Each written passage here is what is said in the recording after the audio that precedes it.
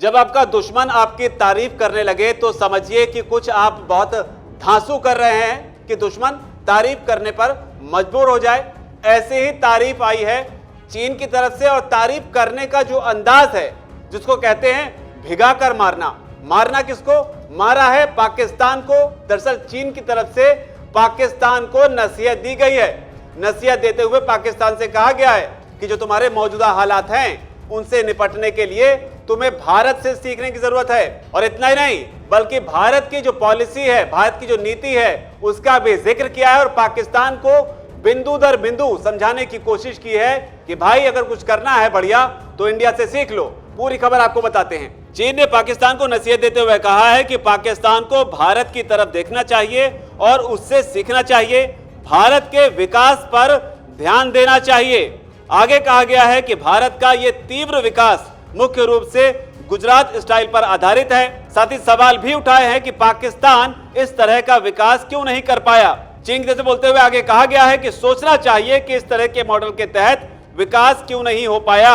इस दौरान पाकिस्तान को सलाह दी गई कि पाकिस्तान अस्थायी रूप से नई बुनियादी ढांचा परियोजनाओं को शुरू न करे, बल्कि इसके बजाय मौजूदा परियोजनाओं को पुनर्जीवित करने पर ध्यान केंद्रित करें ताकि ये सुनिश्चित हो सके कि वे बेकार न रहें। साथ ही पाकिस्तान को आत्मनिर्भर बनने के लिए सलाह दी गई है और कहा है कि क्षेत्रीय साझेदारों को उसे साथ लाने के लिए काम करना चाहिए। तो ये चीन की तरफ से पाकिस्तान को नसीहत दी गई। इस पर चर्चा करने के लिए हमारे साथ सर मौजूद हैं। दिवाकर विक्रम सिंह एग्जीक्यूटिव एडिटर हैं वीके न्यूज के। इनका अपना खुद का एक अनुभव है जो कि अब तक आप में से कई लोग जो हैं वो जान चुके होंगे। सर से समझने की कोशिश करेंगे। सर, इंटरनेशनल रिलेशंस के लिहाज से पाकिस्तान के जिस तरीके के हालात हैं और जिस तरह की उसकी हरकतें हैं उसे देखते हुए, और खास तौर पर चीन और पाकिस्तान के जो संबंध हैं और भारत के दोनों के साथ जो संबंध है, उस लिहाज से टिप्पणी अपने आप में बेहद अहम है। बेहद अहम है। और सबसे बड़ी बात है शेखर, अगर हम पॉइंट टू पॉइंट बोलें तो सबसे पहली बात कि चीन भी आजीज आ चुका है पाकिस्तान की हरकतों से। कटोरा लेके आप जाएं, भीख मांगें और आप रिटर्न भी न कर सकें, ब्याज तो दूर दूर, आप मूलधन पर भी कुछ न बोल सकें। स्थिति आईएमएफ की गोद में पाकिस्तान जा चुका है। आईएमएफ ने अपनी पूरी शर्तें थोप दी हैं। चीन जान रहा है कि वो अपनी मनमानी अब नहीं कर सकता।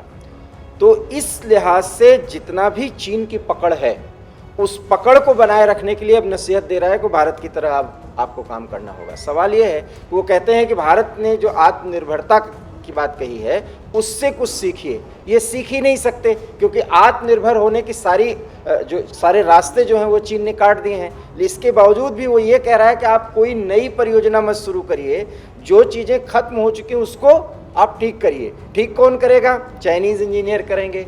वो उन परियोजनाओं पर चाइनीज़ इंजीनियर की पूरी पकड़ है। तो चाइना जिस तरीके से इंस्ट्रक्ट कर रहा है पाकिस्तान को शेखर, दूसरी बात ये तय हो गई कि अब चाइना प्रकारांतर से पूरे पाकिस्तान के राजनीति को एक दिशा देने की कोशिश कर रहा है। बहुत ही कन्फाइंड वे में वो ये काम कर रहा है। इसलिए अगर इकोनॉमिक तौर पर कोई वो सलाह दे रहा है तो उसके बड़े मायने हैं कि जिस तरीके से उसने पाकिस्तान पर कैप्चर किया है और वन बेल्ट वन रोड के तहत जिस तरीके से पूरा पीओके पर उसका आधिपत्य लगभग बन चुका है, बलूचिस्तान में उसका पूरा आधिपत्य हो चुका है। अब इस्लामाबाद की कोई भी रणनीति या नीति होगी वो बिना चाइना के आगे नहीं बढ़ सकती। क्योंकि आईएमएफ की एंट्री के बाद चाइना थोड़ा सा ये हिचकिचा रहा है कि कहीं पाकिस्तान हमको साइड न कर दे, क्योंकि पाकिस्तान साइड करने में बड़ा माहिर है। वो जिससे भी भीख मिलेगा उसके नज़दीक ज़्यादा चला जाएगा। किसी के साथ जो है वो सैद्धांतिक दोस्ती पाकिस्तान की नहीं होती। तो ये चाइना जान रहा है और चाइना इस खेल में माहिर है क्योंकि वो मक्कारी में उस देश का कोई जवाब नहीं। ये राष्ट्रीय स्तर पर उनकी जो नीति है उसके तहत, तो इसलिए वो भारत को सलाह दे रहा है। और सलाह इसलिए दे रहे हैं क्योंकि वो भारत को खुश करना चाहता है। इसी सवाल पे सर मैं आना चाहता था कि वो पाकिस्तान को नसीहत तो दे रहा है, लेकिन इस बात को कह देना कि भारत से सीखो, भारत का जिक्र कर कर ये कहना, ये अपने आप में एक बड़ी दिलचस्प बात है पूरी तरह से। और भारत को वो साधना चाहता है जो इकोनॉमिक पॉलिसी में जिस तरीके से भारत रूस और अमेरिका को एक साथ साध रहा है, जर्मनी और फ्रांस को एक साथ साध रहा है, ब्रिटेन को साध चुका है, दुनिया G20 का सम्मेलन हो रहा है, सम्मेलन के कई बिंदुओं पर भारत वसुधैव कुटुंबकम की बात कर रहा है और चाइना भी G20 का पार्ट है, लेकिन वो पाकिस्तान के साथ मिलकर के एंटी इंडिया प्रोपेगेंडा को जिस तरीके से खुला आगे बढ़ाने की कोशिश कर रहा था, उसमें उसको कामयाबी भी नहीं मिली है और यूएनओ तक ये स्थिति है। इसलिए चाइना ये समझ रहा है, वो ये नहीं कि भारत का बहुत अच्छा चाहता है, भारत का दोस्त हो गया ना, वो ये प्रोपोगेट कर रहा है कि हम भारत के बहुत बड़े हितैषी हैं, भारत के साथी हैं।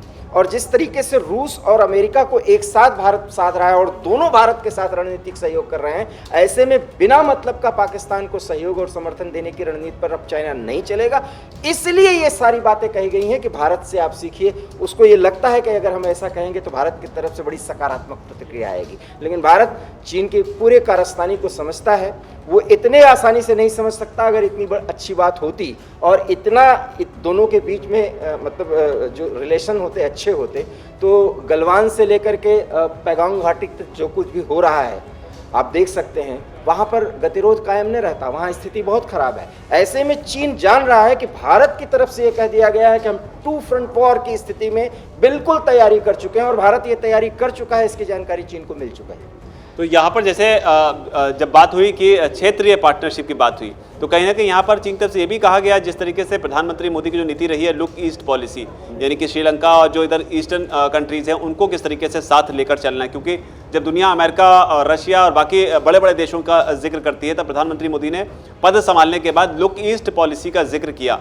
आत्मनिर्भर भारत का तो उन्होंने आह्वान किया ही किया, तो इसको आप किस तरीके से देखते हैं? मैं ये देखता हूँ कि और जो सच है कि भारत की जो रणनीति है, लुक ईस्ट की हो, अमेरिका के प्रति हो, चीन के प्रति हो, जापान के प्रति हो या पूरे यूरोप के प्रति हो, वो बिल्कुल उसकी जो विदेश नीति है वो स्वतंत्र है और रणनीतिक सहयोग में अपना हित साधते हुए उसका साथ देने का भाव है, क्योंकि भारत उतनी ताकत रखता है। पाकिस्तान के वो पास वो ताकत ही नहीं है, तो चीन जो कह रहा है वो पाकिस्तान करेगा कैसे? क्योंकि किसी देश से अगर वो पैसा मांगेगा, उधार मांगेगा, तो उस देश की शर्त होगी, जैसा शर्त जो है वो चाइना रख रहा है। और अब शेखर ये बहुत बड़ी बात है कि किसी देश को किसी दूसरे देश से जिससे कर्जा लिया गया हो वो निर्देशित करे कि तुम इसकी तरह अपनी पॉलिसी लाओ। ये बड़ी बात है एक देश के तौर पर। हाँ। तो यहाँ पर लोगों को ये बता दें कि हालांकि विदेश नीति की जब जिक्र होते हैं तो बात जो है वो एस जयशंकर की भी होती है। एक तरीके से सुषमा स्वराज के लीडरशिप में वो तैयार हुए। आप ये कह सकते हैं सर कि सुषमा स्वराज विदेश मंत्री होती थी, उनके अंडर में उनकी टीम का पार्ट थे एस जयशंकर, और उसके बाद में एस जयशंकर जिस तरीके से काम कर रहे हैं पूरी दुनिया को, जिस तरीके से भारत की जब बात आती है तो देश सामने कोई भी हो लताड़ लगाने में कोई भी चूक नहीं करते हैं। इसमें एक महत्वपूर्ण बात शेखर मैं बताना चाहूँगा, एस जयशंकर जी जो हमारे वर्तमान विदेश मंत्री हैं, इनके पिताजी के सुब्रमण्यम, जब मैं पत्रकारिता के शुरुआती दौर में था तो उनसे कई बार मैंने साक्षात्कार उनका लिया है, तो वो भी रणनीतिक मामलों के और रक्षा विशेषज्ञ थे और विदेश नीति, रणनीतिक मुद्दे और रक्षा को किस तरीके से कनेक्ट किया, तो वो सब जो है वो सब कुछ जयशंकर ने उनसे सीखा है और सुषमा स्वराज से भी बहुत कुछ सीखा। तो समझ जो है एक तरीके से जयशंकर को विरासत मिली। हालांकि जो चीन की तरफ से बयान आया है इसके बारे में आपको बता दें, ये बयान ऐसे मौका पर आया जहां पर वीडियो कॉन्फ्रेंसिंग के जरिए चीनी एक्सपर्ट हैं, नाम है उनका हु शिशेंग, उन्होंने ये बयान दिया है। हु शिशेंग कौन है? वो China Institute of Contemporary International Relations के Institute of South Asian Studies के डायरेक्टर हैं, तो वरिष्ठ हैं, काफ़ी सीनियर हैं। तो इनके बयान, जो शिशेंग का बयान आया, इनके बयान को चीन के बयान के तौर पर देखा जा सकता है। सर मुझे ऐसा लगता है कि चीन इसी तरह से करता है और ये चीन की रणनीति है अब कि भारत को पाकिस्तान को यूज करके पटाया जाए। हालांकि भारत इसको समझ रहा है, इतने हालात उनके खराब हो रहे हैं, अब वो सुधरने वाले नहीं हैं। इसलिए चीन ये कोशिश कर रहा है कि अब अपनी पॉलिसी को भारत के प्रति सकारात्मक करे, भारत को ये संदेश दे, ये राजनयिक पहल होती है। तो ये विशेषज्ञ और इसके लिए ग्लोबल टाइम्स में आने वाले समय में लेख भी आ जाएगा, आप देख लीजिएगा कुछ ही दिन बाद।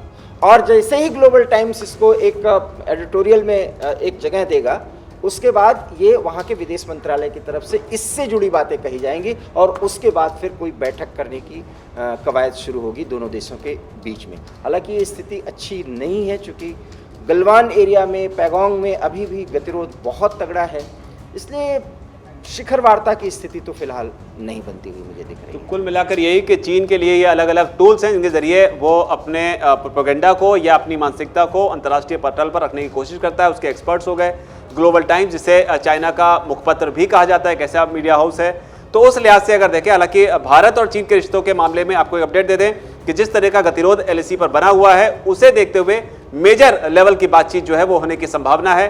देखना होगा वो गतिरोध खत्म होगा कि नहीं होगा। लेकिन इस बीच चीन का भारत का नाम लेकर यह कहना पाकिस्तान को कि भारत से सीखो अगर हालातों को सुधारना है। आप इसको किस तरीके से देखते हैं? आपका इस पर जो भी कहना हो नीचे अगर कमेंट सेक्शन में से आप जरूर लिखें। धन्यवाद। वीके न्यूज, राष्ट्र के नाम।